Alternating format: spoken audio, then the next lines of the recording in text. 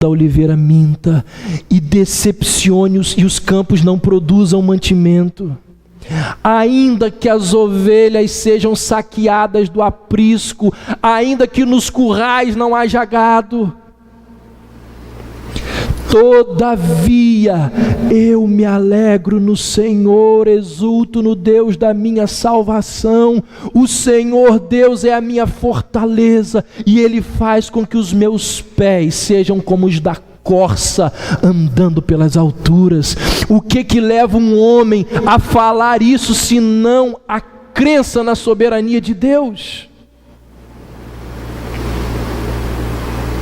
Quem crê errado não vive bem. Mas quem crê que Deus controla todas as coisas, e como vai dizer Abraham Kuyper, nenhuma molécula desse mundo está independente nesse universo, Deus controla tudo. É aquela pessoa que, como Davi, quando estava cercado de inimigos, os inimigos fizeram um cerco, uma grande armadilha. Davi orou e disse aquelas palavras que estão no Salmo, que diz assim: eu deito e durmo, porque só o Senhor me faz habitar em segurança.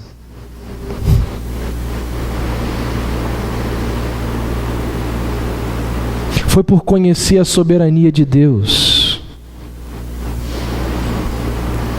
que Dietrich Bonhoeffer, aquele homem que estava numa vida muito boa, dando aula numa grande universidade nos Estados Unidos, e quando Hitler se levanta na Alemanha, Bonhoeffer, que era alemão, ele diz: eu preciso voltar para minha pátria e pregar contra o nazismo, e Bonhoeffer é preso. E aí então ele diz, o que está aí você pode acompanhar, ele diz: Senhor, mesmo que nos deis a beber o cálice amargo do sofrimento, cheio até as bordas, nós o aceitamos gratos e sem tremer, pois ele vem de tuas mãos boas e amadas. Como que alguém, irmãos, consegue dizer isso? Só consegue dizer isso quem crê na soberania de Deus. Então por que se deve pregar as doutrinas da graça? Porque as doutrinas da graça, do início ao fim, elas exaltam Deus, elas mostram Deus como soberano, elas colocam Deus no trono. E quando Deus é exaltado através da apresentação da sua grandeza, como nós lemos em Isaías 40, esse Deus majestoso que conta as estrelas que existem nesse universo e chama cada uma delas pelo nome, que considera as nações como gotículas de água dentro de um balde, quando nós apresentamos ao povo esse Deus majestoso, as necessidades das pessoas são saciadas, os homens encontram respostas para os seus dilemas e angústias. Por que pregar as doutrinas da graça? Porque elas exaltam Deus. Elas dizem assim: Deus é Deus, e Ele faz o que quer, com quem quer, da forma que Ele quiser. As doutrinas da graça, elas batem no nosso ego, elas destroem, elas amassam o nosso ego. Elas dizem assim: o homem sem Deus não é nada. Por que pregar sobre as doutrinas da graça? Porque a essência da idolatria é alimentar pensamentos errados sobre Deus. O idólatra, ele simplesmente imagina coisas sobre Deus e age como se aquilo fosse verdade. Ou seja, nós precisamos pensar corretamente sobre Deus para não nos tornarmos idólatras. Por isso que Calvino disse que o coração humano é uma fábrica de ídolos. É um dos motivos. Porque nós começamos a conceber coisas sobre Deus que a Bíblia não ensina sobre Deus. E quando nós alimentamos pensamentos falsos ou indignos acerca de Deus, nós vamos viver de acordo com esses pensamentos. A nossa prática será guiada por esses pensamentos. Nós faremos o que não deve ser feito por causa desses pensamentos. E terminaremos desonrando o Senhor.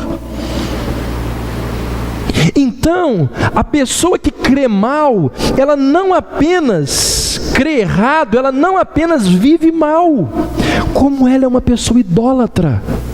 Ela tem uma imagem distorcida de Deus, equivocada de Deus, errada de Deus.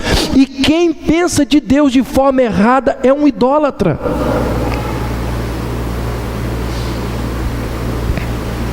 Terceiro e último lugar, por que pregar sobre as doutrinas da graça? Porque a decadência de uma igreja está diretamente ligada a doutrinas erradas sobre o Senhor. Irmãos, antes que uma igreja caia, antes que uma igreja cristã caia, existe uma deturpação da sua teologia mais básica. Toda igreja precisa responder corretamente a pergunta: como é Deus? Quem é Deus? Se ela não tiver respostas sadias, bíblicas para essa pergunta, tudo começa a desmoronar. Pode ter certeza disso. Se nós não soubermos quem é Deus, nós começamos a ter práticas equivocadas. Essas práticas, elas começam a se infiltrar na liturgia, na crença, na vida dessa igreja. As pessoas passam a crer que Deus é diferente do que Ele realmente é. E isso é heresia das mais insidiosas e das mais letais. Quando nós formos falar sobre eleição aqui, nós vamos ver como que os nossos métodos de evangelismo estão, não vou dizer todos, claro que não, mas grande parte deles estão equivocados. Quem quer aceitar Jesus essa noite? Meus irmãos, Jesus não é aceito por ninguém. Jesus não está aqui como um coitadinho pedindo: por favor, deixa eu entrar no seu coração. O seu livre-arbítrio é mais forte que o meu poder.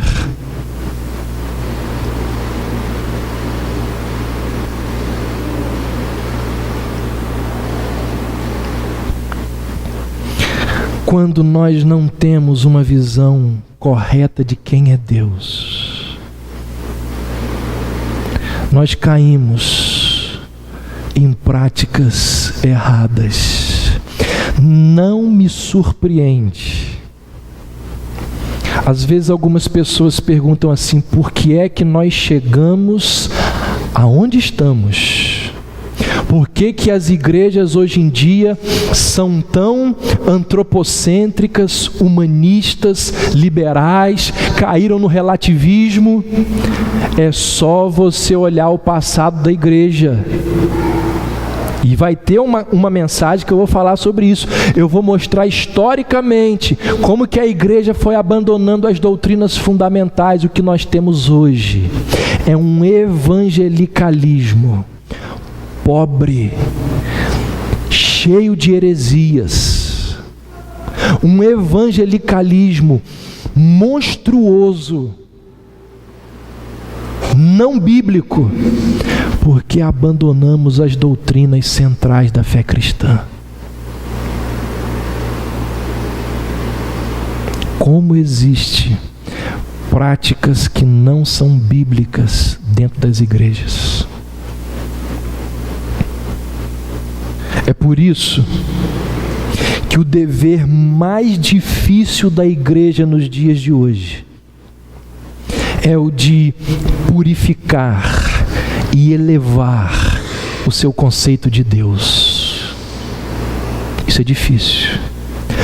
Purificar e elevar o conceito de Deus. Como isso é difícil. Depende de muita coisa. Muita coisa. Depende de uma reforma estrutural gigantesca. Eu estou para dizer para vocês que o pastor que deseja levar Deus a sério e pregar essas verdades, as doutrinas da palavra de Deus de verdade numa igreja, das duas uma: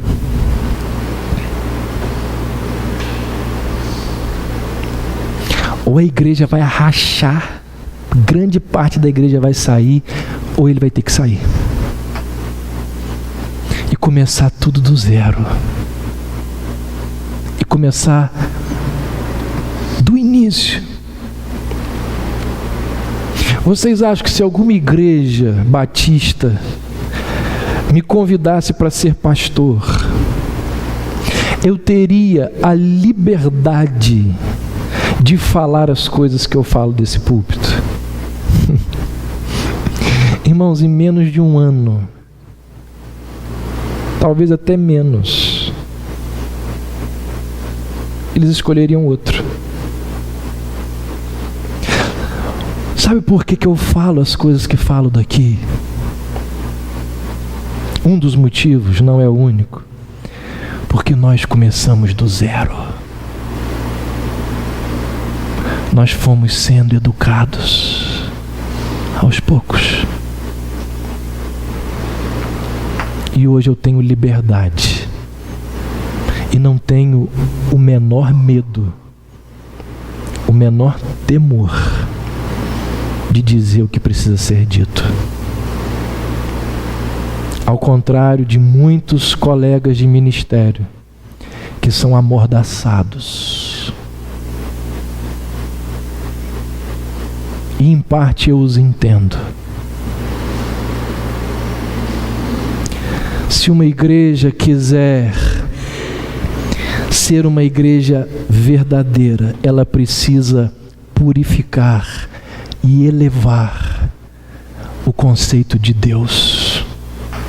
Para isso, é necessário pastores, líderes, que preguem a palavra com zelo, com amor, com paixão, com fidelidade.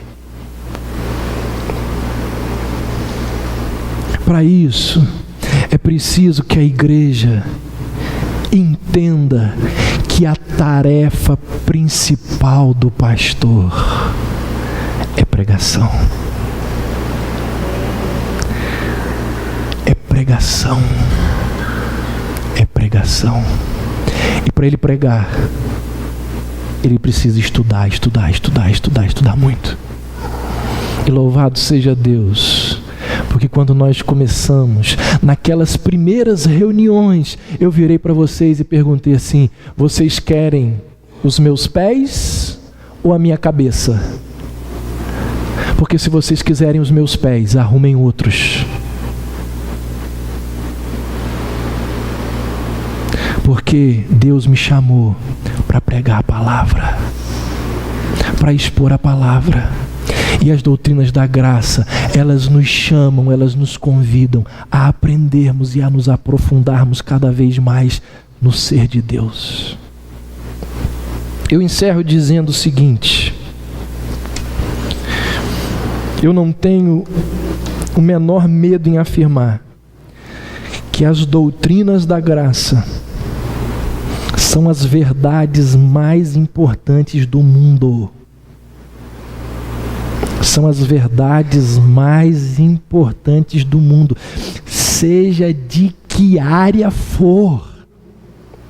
Filosofia, física, biologia, sociologia, todas as ciências, elas estão abaixo da ciência que é a rainha das ciências, que é a teologia.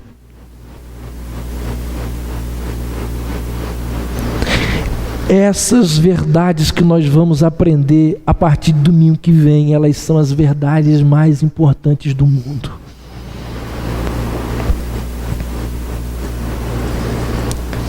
E o meu desejo é que a gente entenda que as doutrinas da graça, ouça essa minha última palavra, doutrinas da graça, elas não são para discussão.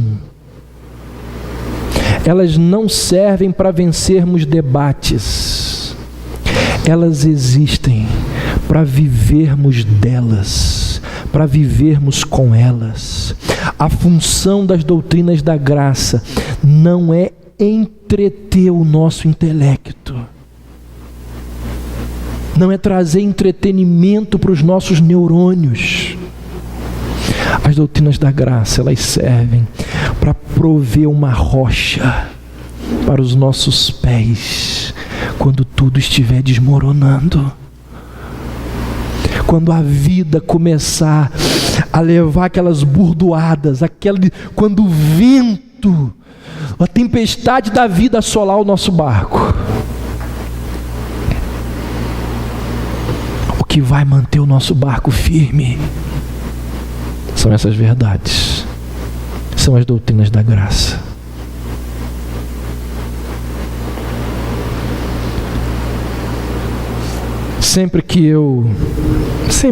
Grande parte das vezes em que eu prego, eu falo, eu leio, eu penso sobre as doutrinas da graça, e elas sempre me conduzem a uma visão soberana de Deus, do Deus majestoso. Eu gosto de encerrar o meu ciclo de pensamento lembrando daquele cântico infantil que eu aprendi lá naquela salinha da escola bíblica dominical, lá no fundo da Igreja da Coroa.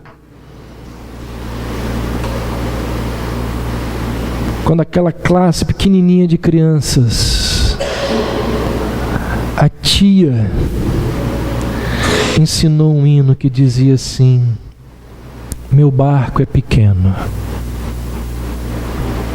tão grande é o mar. Jesus, segura minha mão. E as doutrinas da graça me ensinam que Ele é o meu piloto e tudo vai bem até a viagem para Jerusalém. Irmãos, eu tenho certeza que essas verdades hão de abençoar profundamente as nossas vidas. Que Deus nos abençoe.